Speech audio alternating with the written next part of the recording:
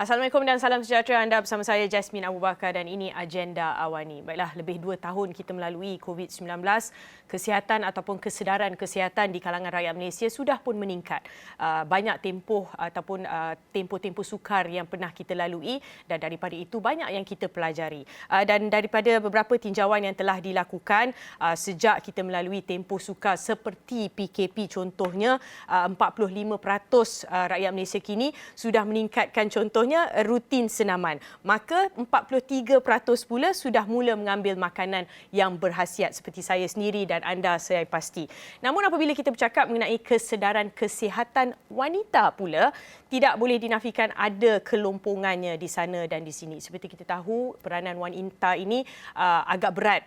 Ibu, sebagai seorang isteri dan sebagainya, dan kita tahu itu adalah sesuatu yang penting dan kadang-kala wanita ini menganggap ia adalah perkara yang kedua. Dan kita nak tahu juga pada era media sosial kadang-kala klinik internet, pada saya tu klinik internet tu kita pergi ke internet cari informasi yang kita mahu dan sebagainya, mudah dan cepat kerana di hujung jari. Namun adakah itu jalan dan platform yang betul? Dan pada hari ini kita bersama dua panel, Datin Dr. Umul Wahi binti Abdul Hakim iaitu pakar obstetrik dan gynecology, juga Sharon Teo Siu Yan, penyelia bahagian novel bahagian komersial Pharma Niaga Berhad, untuk membincangkan sedikit mengenai bulan kesedaran kesihatan wanita. Terima kasih kedua-dua panel saya kerana bersama Astro Awani pada hari ini. Terima kasih ya kerana sudi mengajak kita untuk berbicara. Apa khabar Sharon? Ya, khabar baik. Ya, thank you. Thank you for having us. Baiklah, kita mulakan dulu dengan Dr. Umul bersempena dengan Bulan Kesedaran Wanita yang disambut pada bulan ini. Kita sedia maklum bila kita bercakap mengenai isu pendidikan kesihatan wanita, seperti saya katakan tadi, ada sedikit kelompongan. Ada juga sedikit persepsi di mana ramai wanita tidak mempunyai kesedaran mengenai kesihatan wanita ini yang banyak contohnya. Dan ramai juga menggunakan, seperti saya kata tadi, klinik internet, media sosial. Sikit-sikit semua cari di media sosial tanpa merujuk kepada pakar. Jadi apa pendapat doktor apabila kita bercakap mengenai sakit puan di Malaysia terlebih dahulu? Okey, tentang aspek sakit puan di Malaysia, saya agak yakin informasi yang ada di luar boleh membantu wanita untuk membuat sesuatu keputusan untuk berjumpa doktor yang khusus untuk masalah yang dia sedang mengalami. Umpamanya sekiranya saya mengandung, saya boleh browse internet dan saya boleh tahu, okey, saya boleh pergi ke klinik ni, berjumpa dengan doktor ni. Waktu doktor bekerja, waktu klinik buka, itu semua memang ada di dalam internet dan itu banyak membantu. Tetapi, ada tetapinya. Kadang-kadang kita akan terpelencong dan melihat muka surat tertentu yang bukan sebenarnya berdasarkan perubatan tetapi berdasarkan kepada testimonial, berdasarkan kepada cerita-cerita, oh saya ada masalah ni dan saya telah mengambil produk ni dan maka serta-merta secara ajaib saya telah sembuh. Di sini saya berharaplah para pendengar yang di luar itu menggunakan sedikit budi bicara untuk menilai sebenarnya adakah kita boleh mempercayai segala-galanya yang kita lihat di luar atau perlukah kita untuk berbicara selanjutnya dengan doktor-doktor yang kita percaya. Yang pentingnya kita kena percaya dengan doktor yang kita merujuk kepada. Jadi doktor, seperti doktor katakan, informasi itu banyak. Penilaian seseorang individu itu penting. Menilai apa maklumat yang mereka baca, apa yang mereka cari. Bagaimanapun, ia tidak semudah yang seperti kita sangka. Ada yang boleh dikatakan mempunyai penilaian yang lebih tinggi mengenai apa informasi yang perlu difokuskan. Ada juga yang tidak tahu kerana bila kita bercakap mengenai simptom contohnya, simptom untuk sakit ini dan sakit itu dan sebagainya, ada masa dia sama. Jadi bila bercakap mengenai sumber itu doktor, bagaimana kita untuk menilai sumber yang orang kata lebih sahih? Okey, kalau kita nak menilai sumber, kita pertama sekali saya nasihatkan, jangan percaya sebulat-bulatnya apa yang kita baca. Kita perlu apply critical thinking, iaitu pemikiran kita kena critical. Kalau seseorang mengatakan saya mengambil produk ini dan saya telah sembuh, semua simptom saya telah hilang. Jadi kita kena pergi satu langkah selanjutnya. Apakah produk itu? Apa di dalam produk itu? Apakah bahan-bahan di dalam produk itu? Apakah kebaikan dan keburukan produk itu? Kerana kalau kita pergi ke website produk, mungkin dia tidak menceritakan dengan begitu terperinci, tapi kita sebagai consumer, kita sebagai orang yang akan menggunakan produk tu, orang yang akan membeli, dia bukan sahaja membelajarkan wang, membelajarkan masa, gunakan masa itu untuk membuat penilaian ke atas segala apa yang kita baca sebelum kita membuat keputusan.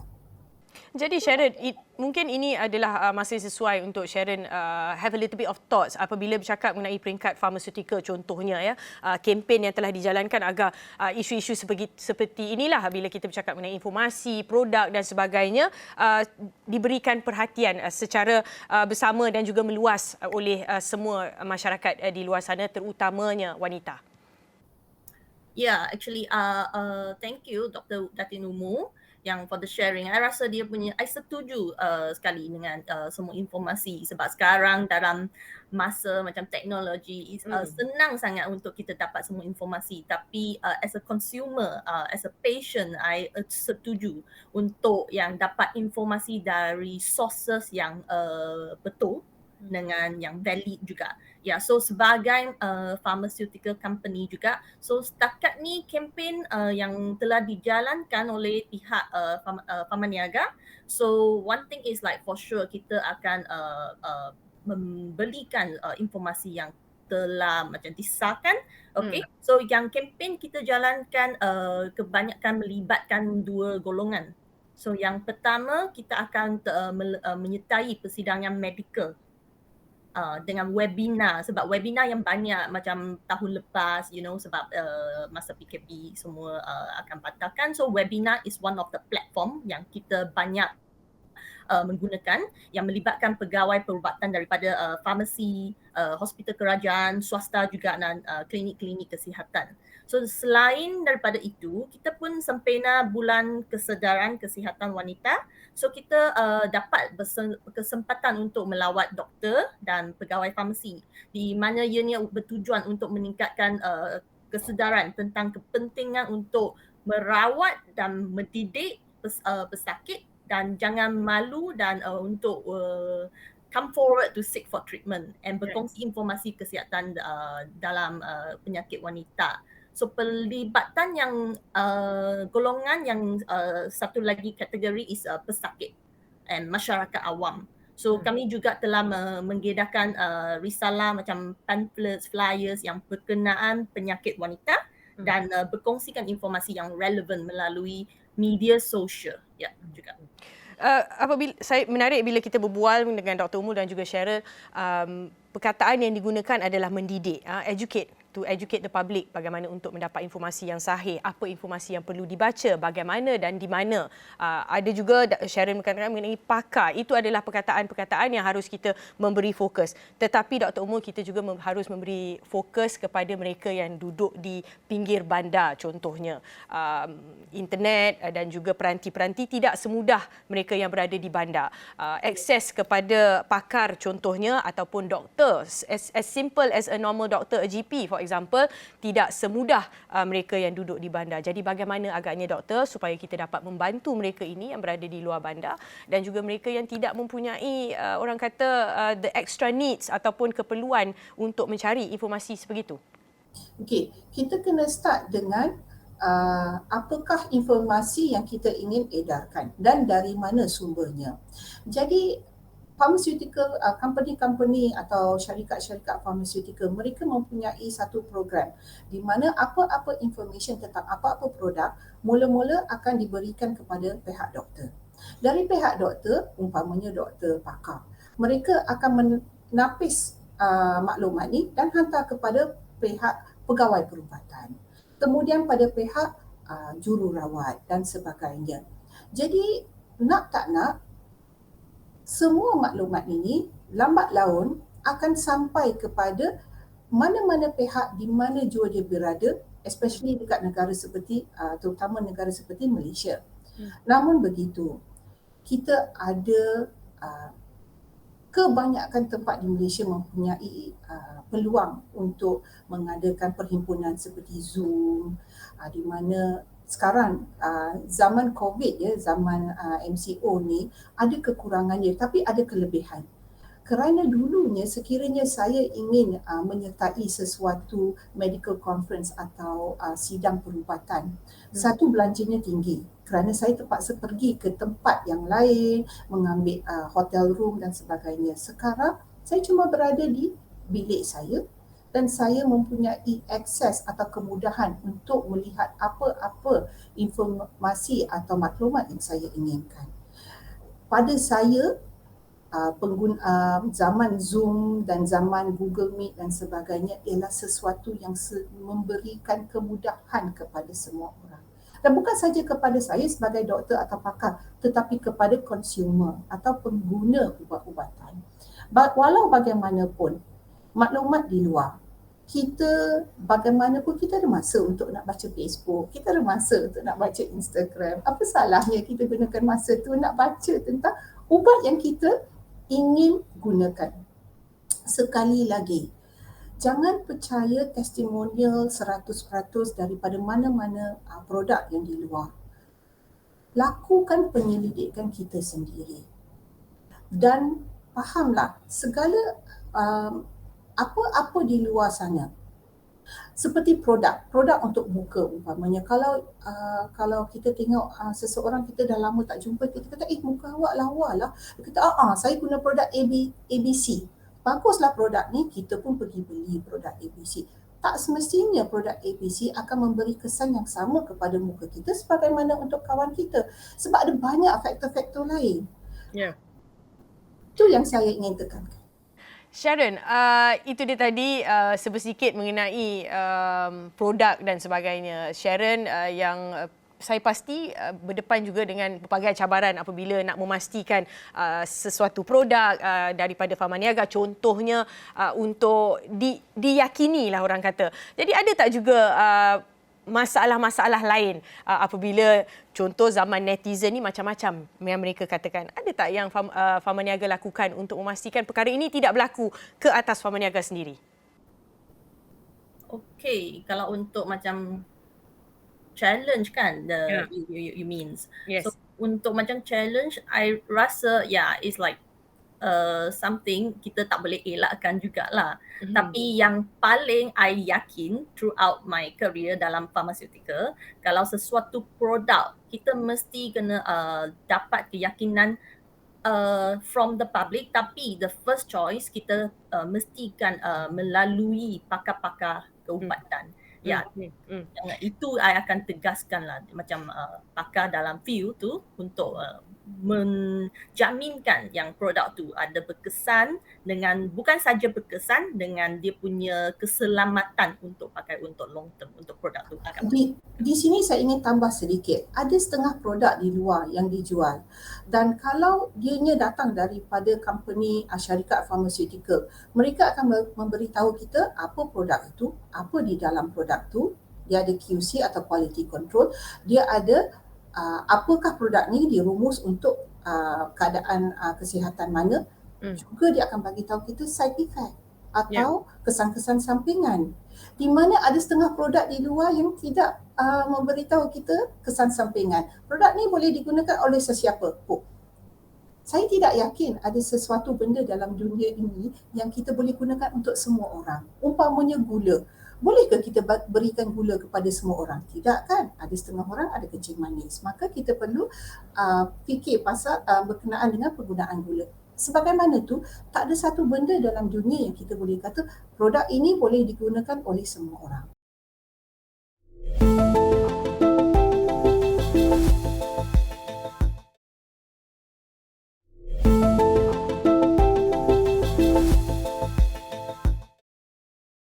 Jadi doktor, kita tahu kita bercakap mengenai masalah kesihatan wanita. Kita nak balik semula kepada perbualan kita itu tadi. Kita nak tahu kalau saya sebagai seorang wanita, pertama sekali ialah kita pergi cek contohnya yearly pap smear contohnya dan sebagainya. Jadi kaedah yang berkesan untuk kita pastikan mereka ini yang mempunyai masalah dapat diatasi terlebih dahulu sebelum sebarang masalah berlaku. Kerana sebagai seorang wanita, saya pun ada dua anak wanita, dua anak perempuan juga. Jadi ini antara perkara-perkara yang kita perlu pastikan, sama ada hygiene contohnya. Daripada awal lagi, apabila kita bercakap mengenai itu juga, pendidikan awal mengenai kesihatan wanita, doktor. Okay. So pendidikan awal yang saya rasa paling kritikal ialah wanita perlu diberi semangat dan keberanian untuk bertanya dengan doktor apa-apa soalan. Dan di sini ialah kerana kita ada faktor culture, iaitu kita diajar ada setengah benda tabu atau tidak boleh kita berbicara dengan orang lain. Katakanlah bila seseorang wanita tu mengalami masalah bila dia melakukan hubungan intim dengan pasangan, maka ini sesuatu yang saya tidak akan berbicara dengan doktor. Mungkin saya beritahu kawan baik saya, tetapi saya tidak akan beritahu doktor sebab malulah nak cakap dengan doktor masalah ni, masalah remeh je. Orang pergi doktor tengok kanser, kita ada masalah ni, takkan kita cakap dengan doktor. Sebenarnya kita perlu didik anak-anak kita dari peringkat umur yang kecil untuk satu, jujur dengan kita sebagai ibu bapa mereka, jujur sekiranya ada apa-apa masalah, sama ada masalah fizikal, masalah mental, masalah di sekolah, untuk berhadapan dengan kita. Dan sekiranya kita ibu bapa atau keluarga yang menyokong anak-anak kita, mereka akan bersifat lebih terbuka untuk mendapat apa-apa bantuan bila dan sekiranya diperlukan. Masalah tabu ni sering kita bincangkan, bukan sahaja apabila cakap mengenai kesihatan wanita dan sebagainya. Tabu apabila kita cakap mengenai wanita, contohnya kepimpinan pun sama juga. Tapi pokok pangkalnya kita mesti harus mempunyai kepercayaan kepada seorang ibu. Bila kita bercakap mengenai, kita tidak mahu malu. Tetapi doktor, itu adalah antara perkara yang sering kita lalui kerana kita pasti ramai di luar sana yang agak gusar apabila mempunyai masalah-masalah sebegini untuk orang kata open up to it. Jadi kita nak tolak itu ke tepi, kita mahu pastikan tiada lagi perasaan malu, tiada lagi perasaan tabu seperti itu. Kita mahu jujur kerana masalah itu perlu diatasi dengan segera. Jadi Sharon, mungkin Sharon boleh kongsikan sedikit plan masa depan Farma Niaga, kesedaran dan sebagainya untuk kita melihat kepada masalah kesihatan wanita ataupun kesedaran kesihatan wanita supaya mereka di luar sana lebih open up to the situation, because kita tahu pada zaman ini apabila bercakap mengenai media sosial contohnya, semua benda diutarakan, tetapi apabila contohnya masalah ataupun mengenai kesihatan wanita, kenapa tidak? Sharon? Ya, betul. So one thing is like just now Dr. Umu dah emphasizekan yang tabu dengan budaya kita. Memang this is like yang salah satu yang paling yang I rasa challenge juga dalam kita masyarakat sebab budaya kan. Tapi berharap-harap even like with us dekat sini hari ini untuk membuatkan I mean like to raise awareness today. So kita juga as a Farma Niaga, kita juga terus melibatkan diri dalam terus menyokong semua aktiviti yang dijalankan, apa-apa inisiatif serta kempen kesedaran tentang kesihatan wanita. Contohnya menerusi kolaborasi bersama Persatuan Obstetrik dan Gynekologi dalam Malaysia. Selain itu, kita juga akan turut bekerjasama dengan doktor pakar dalam bidang OMG. Seperti yang hari ini kita ada Datin Dr. Umul on air with us, and untuk menyuarakan dan menyebarkan kepentingan dalam menangani isu-isu kesihatan wanita di kalangan masyarakat kita. Dr. Umul, mungkin boleh tambah kepada apa yang Sharon katakan mengenai kesedaran ataupun kempen itu, kerana kita tahu bukan sahaja online, kita juga mahukan event-event offline contohnya, dan bagaimana juga masyarakat boleh membantu dalam memberikan informasi kepada anak, kepada adik contohnya, Dr. Umul. Okey, so saya ingin menekankan yang kita dah biasa dengar tentang kempen, perlunya kita melakukan pap smear, perlunya kita melakukan mammogram, perlunya kita cek darah, tapi kita lupa ya ada banyak lagi masalah yang kita kata Ya, ya. dilindungi atau tidak ketara, dan kita menggunakan platform ini dan mana-mana platform untuk memberitahu wanita sekiranya anda ada apa-apa masalah yang anda rasakan adalah sesuatu yang intimate atau intim yang sukar dikongsikan, pergilah berjumpa dengan doktor yang anda percaya, doktor yang anda rasa selesa, doktor yang anda rasa anda boleh berbicara, dan di situlah akan terbukanya pintu untuk perbincangan yang lebih lanjut. Dan jangan malu dan jangan rasa kita ada soalan yang bodoh atau kita rasa kita ada simptom yang remeh. Tidak ada satu benda yang bodoh atau remeh sekiranya dia mengganggu kesejahteraan kita. Maka dia tidak lagi bodoh, dia tidak lagi remeh. Dia sesuatu yang perlu kita ambil dengan lebih berat dan atasi. Dr. Umul, sebagai seorang pakar obstetrik dan gynecology, saya pasti Dr. Umul juga banyak berjumpa dengan pasien-pasien dan sebagainya yang pernah melalui tempoh sukar seperti nak open up tu agak payah sedikit kerana macam Dr. Umul kata, saya takutlah soalan saya ni bodoh ataupun takutlah apa yang simptom yang saya lalui ini tidak sebesar yang saya sangka, kerana itu naturally every woman would go through the same problem and question in their minds and in their hearts. Jadi Dr. Umul, bagaimana kita sebagai seorang yang di sebelahnya, contohnya suami dan sebagai seorang anak, untuk bagi sokongan kepada mereka yang ada perasaan sebegitu untuk come out dan share kepada doktor contohnya? Okey, sebagaimana kita ingat ya semasa kita kecil dahulu, kalau kita ada masalah, kita balik daripada sekolah muka kita muram. Pertama sekali ibu atau ayah akan tanya, kenapa ni muka muram? Apa jadi kat sekolah? Maknanya mereka melihat wajah kita dan ibu bapa kita tahu yang ada masalah.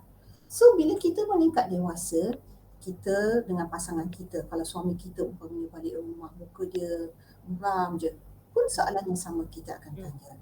Sebagaimana itu, bila kita dalam institusi keluarga, seseorang dalam ahli keluarga kita nampak muram atau sedih, dan di sinilah kita akan memberi sokongan. Sokongan moral, sokongan fizikal. Jom kita bawa mak atau kita bawa ayam pergi jumpa doktor umpamanya. Di sini kita kena bacalah keadaan orang itu. Bukan semua orang akan keluar dan berkata, oh saya ada masalah ni lah bang. Itu susah sikit. Itu kita akan bagi tahu bila masalah tu dah teruk. Selalunya itulah yang dilalui bukan saja wanita, saya pasti sesiapa saja di luar sana tidak semudah macam saya sakit ini atau saya sakit itu. Kita akan nilai terlebih dahulu sama ada ia orang kata worth sharing atau not worth sharing. Tetapi yang saya pasti daripada perbualan yang kita ada dengan Dr. Umul dan juga Sharon, tak ada detail yang tidak penting. Semua detail yang kita rasa tidak penting, mungkin penting kepada seorang pakar, penting kepada ibu yang lebih memahami dan mempunyai kepakaran dalam sesuatu bidang. Itulah dia tadi antara perbualan yang kita ada bersama Dr. Umul dan juga Sharon. Akhir sekali, Dr. Umul dan juga Sharon, sedikit tip amal gaya hidup sihat sebagai seorang wanita. Jadi kerana orang dekat sana mesti nak tahu bila kita cakap mengenai wanita ni, masalah mental, masalah fizikal, makan dan sebagainya. Tip yang ringkas dan mudah daripada Sharon dan juga Dr. Umul. Saya akan mulakan. Pamper yourself. Jaga diri kita sendiri. Jangan rasa bersalah bila kita kadang-kadang mengutamakan diri kita sendiri. Sebab kalau kita asyik mengenepikan kehendak diri kita dan mengutamakan kehendak orang lain, dan kita melakukan ini secara rutin, lama-lama kita lupa. Kita lupa yang kita juga perlu kadang-kadang dimanjakan. Dan jangan berharap dengan orang lain, harap dengan diri sendiri. Saya tahu saya bunyinya macam feminis, tetapi penting. So Betul. setiap hari setengah jam kita bagi tahu keluarga kita, ini is my time. Baik. Waktu untuk saya. Saya nampak Sharon senyum lebar sekali, Sharon. Yeah, betul. Because I really sokong and like the idea because I think as a woman, Yep. Ini pasal pun relate dengan sokongan. Sebab I rasa sokongan it can be tak kisah siapa-siapa lah. It can be like your family members yang tinggal dekat dengan you. Tapi you ingat I pun teringat masa MCO kan. So semua orang yang terpisah dengan keluarga. So yang paling dekat punya sokongan it can be your friends. So Yep. it can be your colleagues, your boss. So I rasa kena jangan segan, kena voice out if you think that your body there is like a minor issues that going on. I rasa kena jangan have the concept like tak apalah, just biar sekejap mungkin dia akan recover ke apa. I rasa we have to take charge in our own body health, mental health and all that, even as a woman. Yeah, jangan segan. Yeah. Saya ingin menambah sikit. Bila kita tahu masalah ni, kita perlu berjumpa atau bertanya atau mendapat rawatan lanjut. Bila masalah ni telah menggugat kesejahteraan kehidupan kita. When it affects the quality of your life. Jadi bila masalah ni tidak mengganggu kesejahteraan, mungkin kita boleh cari cara-cara lain tanpa berjumpa dengan doktor. Tetapi kalau dia telah mengganggu kesejahteraan, kita kena ambil tindakan sewajarnya. Baiklah, itu dia takeaway yang saya dapat. Jangan malu dan jangan segan. Pastikan anda terus berdiskusi dengan mereka-mereka yang boleh memberi anda sokongan, tidak kira ahli keluarga dan juga doktor-doktor pakar di luar sana. Dan kepada wanita di sana, seperti Dr. Umul dan Sharon katakan, pamper yourself. Ambil masa 30 minit satu hari, tak kisahlah buat apa sekalipun, itu adalah masa anda. Tak kiralah anda seorang ibu atau seorang isteri, itulah masa anda. Jadi ini adalah sesuatu yang perlu kita tekankan di sini kerana masalah-masalah wanita dan sebagainya boleh kita selesaikan dengan cara sebegitu. Terima kasih kepada panel-panel saya kerana sudi bersama Astro Awani dan juga Agenda Awani pada malam ini. Assalamualaikum dari saya Jasmine Abu Bakar. Kita jumpa lagi.